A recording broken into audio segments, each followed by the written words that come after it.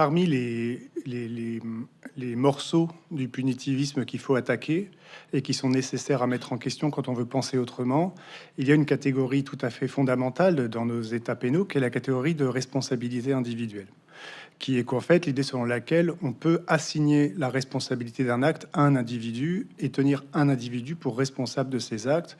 Et c'est ce qui fonde l'idée de responsabilité individuelle. Et il n'y a pas de code pénal s'il n'y a pas de sujet perçu comme la source de ces actions à qui on peut reprocher une action. Et donc il n'y a pas de code pénal s'il n'y a pas de responsabilité individuelle. Et l'une des idées un peu directrices du livre, c'est de dire que cette idée de la responsabilité individuelle, elle est un mythe que détruisent les sciences sociales.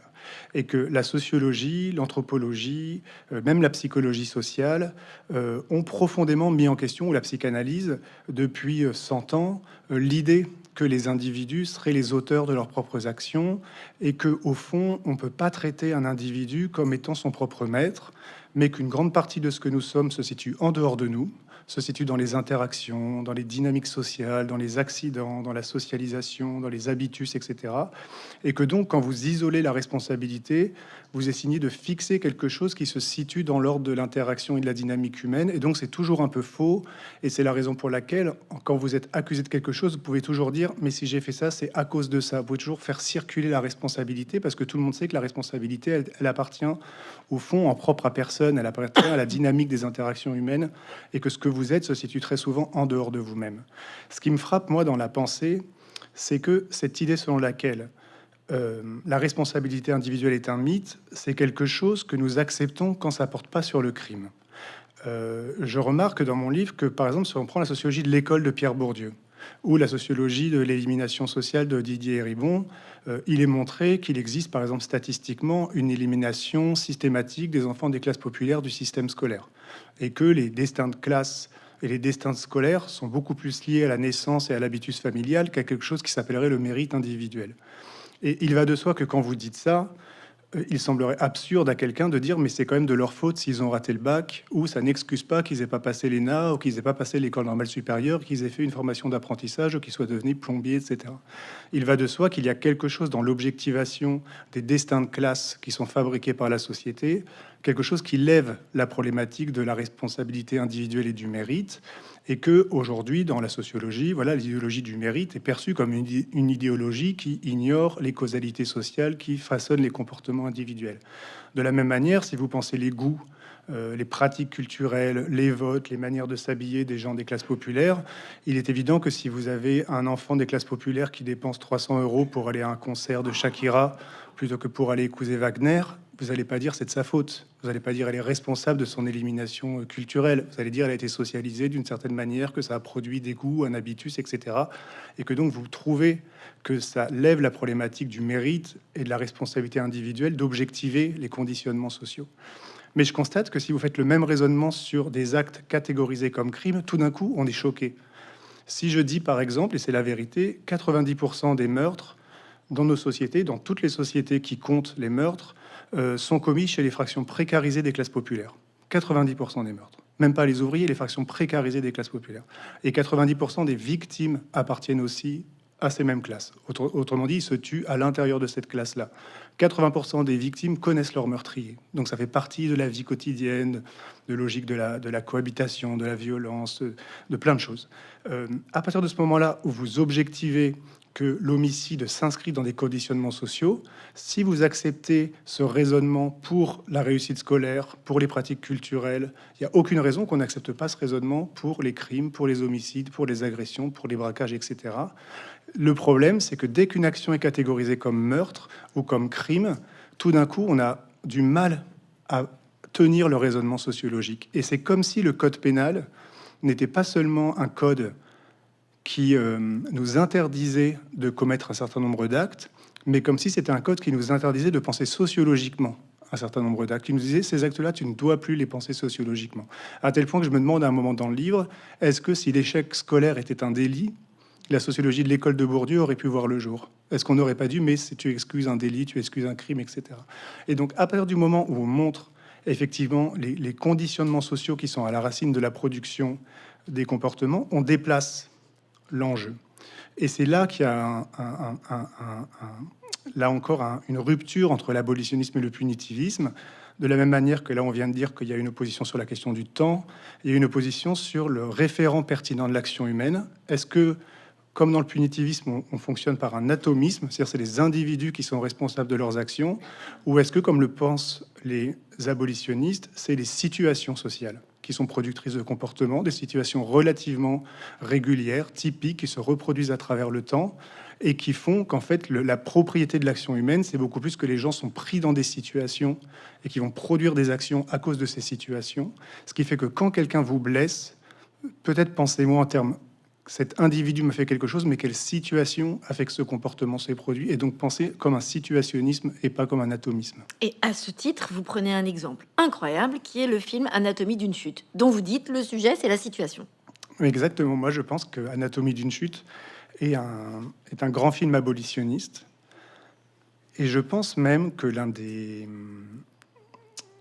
explications du succès du film, c'est qu'il nous permet de faire une expérience morale qui est de comprendre une mort sans avoir d'affect de répression ou de punition. Et je pense qu'à la fin du film, personne ne veut que le personnage joué par Sandra Hüller soit condamné et aille en prison, même si jamais c'est elle qui a poussé son mari à travers la fenêtre, parce qu'on a compris à travers le film, en fait, que le déterminant de la mort de cet homme ne se situe pas dans une action individuelle qu'elle aurait produite, mais dans la situation du couple. En fait, mon idée, c'est que le film Anatomie d'une chute, il fonctionne, pour ceux qui l'ont vu ou qui s'en souviennent, par des allers-retours permanents entre deux scènes. Il y a la scène pénale du procès de Sandra Hüller, dans lequel le personnage joué par le procureur, par Antoine Reinhardt, l'accuse en permanence et se pose des questions individualistes. Est-ce qu'elle est colérique? Est-ce qu'elle est lesbienne? Est-ce qu'elle lève la voix? Est-ce qu'elle était jalouse, etc. Donc il va individualiser le problème pour le centrer autour d'elle. Et puis, dans le même moment, le film fonctionne par des allers-retours vers la situation du couple. L'enfermement à deux dans le chalet, le fait de se couper de ses amis, le fait d'avoir dans un état de tension permanente, le fait d'être jaloux l'un de l'autre, etc. Et qu'en fait, cette situation du couple, cette situation d'enfermement, cette situation de tension permanente qui est liée à la situation du couple et à l'enfermement conjugal, fait monter un niveau de tension tel qu'à un moment, boum, quelqu'un tombe par la fenêtre. Mais au fond, qu'il soit tombé par la fenêtre à cause d'un accident, à cause d'un meurtre, à cause d'un suicide, devient moins pertinent des revues d'une lecture sociale où on comprend que ce qui l'a tué, c'est la situation du couple, c'est la situation de ce chalet, c'est qu'est-ce que ce chalet représente pour leur enfermement à deux et pour la crise conjugale qui s'est produite. C'est intéressant parce que ça montre que penser de façon abolitionniste, ça permet de montrer le caractère quasi, comment est-ce qu'on pourrait dire, simpliste des catégories juridiques. Je dis à un moment, si on est du côté de la justice, il y a une opposition pertinente qui est entre meurtre et suicide. Est-ce qu'il s'est jeté par la fenêtre ou est-ce qu'il a été tué? Parce que vous regardez à minute moins 1, est-ce que quelqu'un l'a poussé ou est-ce qu'il s'est jeté tout seul? Mais si vous pensez d'un point de vue sociologique et dynamique, la distinction, elle n'est pas très intéressante, parce qu'il y a des suicides qui sont des assassinats de situation, parce qu'il peut y avoir un ensemble de comportements agressifs, toxiques, méchants, qui poussent quelqu'un à se tuer. Vous l'avez pas poussé au dernier moment, mais il y a eu tellement de rituels qui l'ont poussé à se tuer qu'entre le suicide et l'assassinat, la frontière, elle est très faible, en fait, quand vous pensez en termes de situation. Et donc, quand vous avez une capacité à penser de façon situationnelle et sociologique, en fait, vous pouvez assigner l'origine des comportements blessants dans les situations partagées et pas dans des responsabilités individuelles. Et ça, c'est très important, et je le dis politiquement, parce que ça permet des systèmes d'identification, de protection et d'aller vers l'avenir. Si jamais vous êtes dans une lecture pénale, c'est une femme qui a tué son mari et vous l'enfermez. Voilà. C'est une lesbienne refoulée, c'est une femme colérique, c'est une auteure prétentieuse, etc. Si vous faites une description sociologique de la situation qui produit des mises à mort, eh ben vous pouvez avoir des couples qui regardent le film et qui se disent: je suis en train de vivre ça. On est en train de se haïr tous les deux, on est enfermés tous les deux, on s'est coupé de tous nos amis, on est en train de s'engueuler tous les soirs, etc. Notre relation est devenue une telle tension. Un jour, il va me jeter par la fenêtre, ou un jour, elle va me jeter par la fenêtre. Et il faut qu'on se sépare. Et donc, vous avez un processus d'identification qui est possible à la situation, qui fait que vous pouvez prendre des mesures dans votre propre vie pour pouvoir vous protéger de la logique de la violence. Je cite Justine Triet qui dit, quand elle a reçu les BAFTA, une phrase, une femme qui l'a arrêtée dans la rue et qui lui a dit j'ai envoyé votre film à mon ex pour qu'il comprenne pourquoi je l'avais quitté. Et c'est intéressant parce que je me suis dit, ça veut dire que cette femme a reconnu que dans son couple, ils étaient en train de s'installer dans une situation qui les mettait en danger.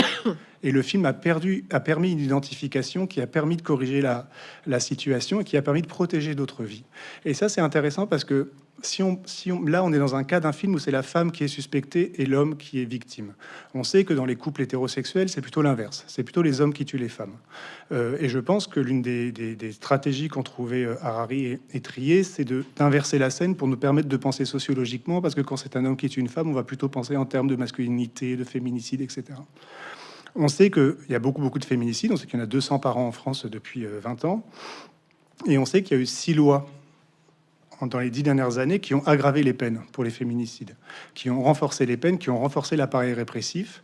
Et vous avez toujours une même stabilité du nombre de féminicides. Donc c'est une preuve que l'aggravation de la répression pénale n'a pas diminué la quantité de féminicides, parce que précisément l'aggravation de la pénalité a renforcé la lecture en termes d'individus qui commettent des actes, soit parce que c'est des hommes violents, soit parce que c'est des hommes toxiques, mais dans une forme d'individualisme abstrait, plutôt que de les penser en termes de situation, en termes de comment fonctionne le couple hétérosexuel, la dépendance économique des femmes par rapport aux hommes, la jalousie, la fidélité, l'installation à deux, plein de choses qu'on ne sait pas parce qu'on les étudie pas, et que en fait, il y a quelque chose dans la réaction pénale au féminicide qui est l'une des explications de la permanence du taux des féminicides, alors qu'une pensée en termes de situation, de comprendre différentes situations possibles qui occasionneraient ce type d'acte-là, permettra à des gens de s'identifier, de corriger, de vivre autrement, d'inventer des relations différentes, et donc de ne pas reproduire les biais d'autres couples, et donc de se protéger pour le futur. Je pense que c'est